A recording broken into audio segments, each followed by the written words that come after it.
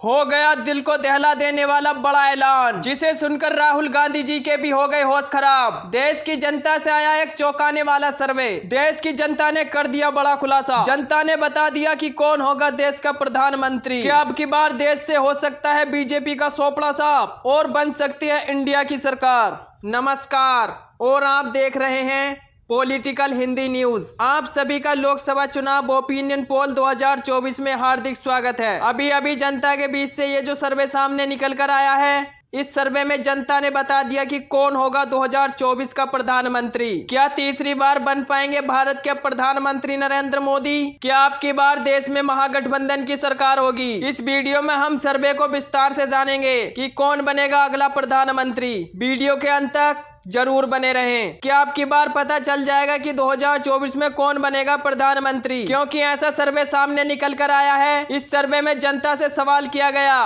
कि कौन होगा अगला प्रधानमंत्री और प्रश्न का जवाब वीडियो के अंत तक मिल जाएगा। बने रहिए हमारे साथ। जैसा कि आप जानते हैं कि हर रोज एक ओपिनियन पोल को विस्तार से जानते हैं, इसमें आज हम बात करने वाले हैं लोकसभा चुनाव ओपिनियन पोल के बारे में। ऐसा ही नए नए सर्वे जानने के लिए हमारे चैनल को सब्सक्राइब जरूर कर लें। चलिए शुरू करते हैं और देखते हैं सबसे पहला राज्य आता है उत्तर प्रदेश। उत्तर प्रदेश में लोकसभा की कुल 80 सीटें हैं। उत्तर प्रदेश की 80 लोकसभा सीटों में से एनडीए अर्थात बीजेपी के खाते में 45, इंडिया अर्थात महागठबंधन के खाते में 35 लोकसभा सीट जाती दिख रही है। और आमतौर पर ऐसा माना जाता है कि जो पार्टी उत्तर प्रदेश में अधिक सीटें जीतेगी वही पार्टी केंद्र में भी अपनी सरकार बनाएगी। लेकिन अब की बार आंकड़े कुछ उल्टे होते नजर आ रहे हैं।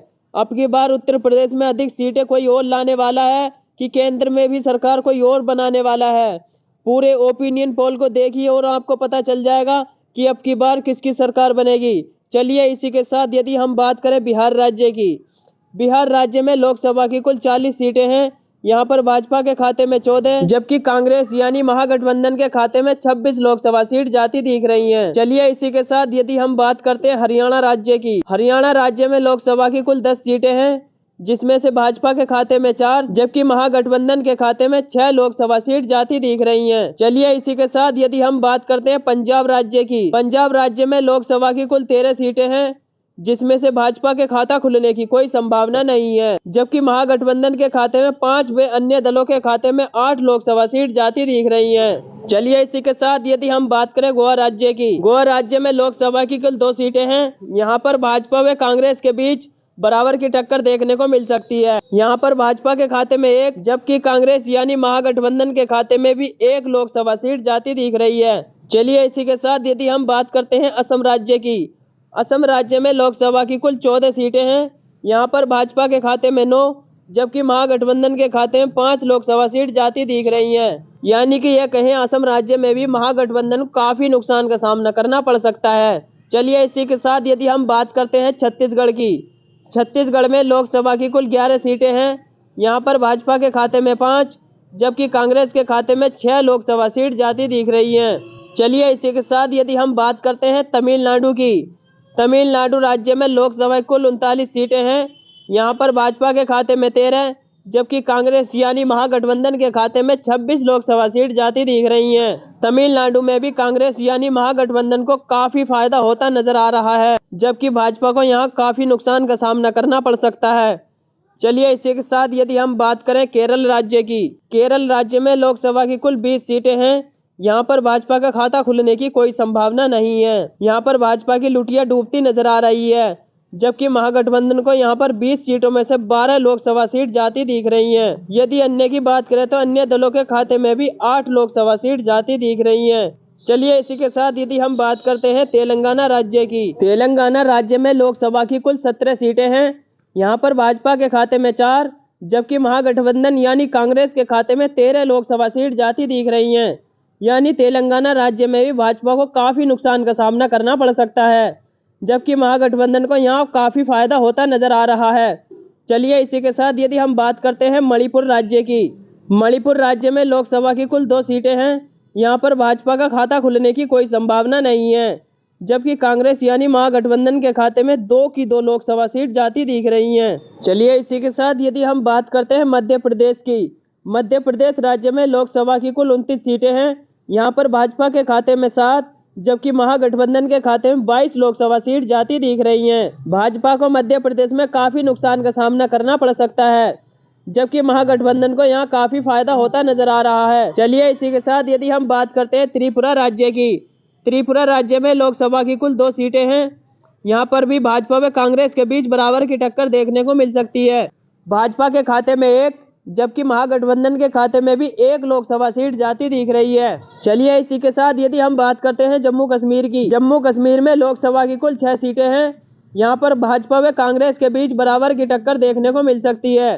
यहाँ पर भाजपा के खाते में 3, जबकि महागठबंधन के खाते में भी 3 लोकसभा सीट जाती दिख रही हैं। चलिए इसी के साथ यदि हम बात करें मेघालय राज्य की, मेघालय राज्य में लोकसभा की कुल 2 सीटें हैं।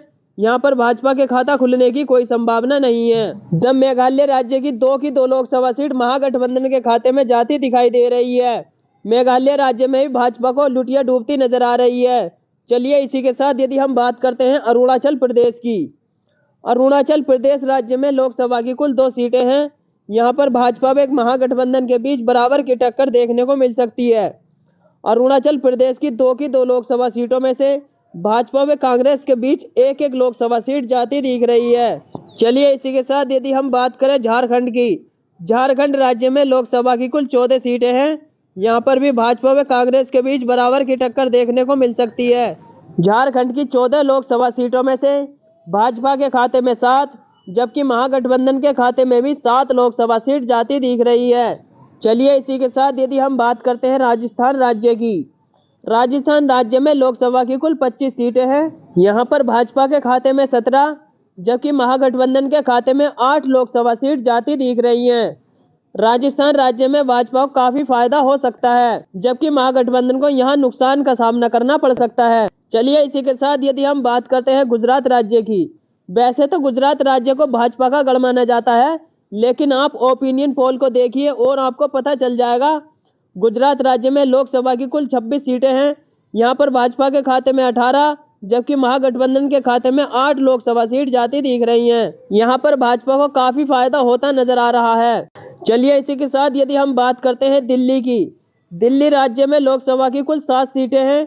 यहाँ पर भाजपा के खाते में 3, जबकि कांग्रेस यानी महागठबंधन के खाते में 4 लोकसभा सीट जाती दिख रही हैं।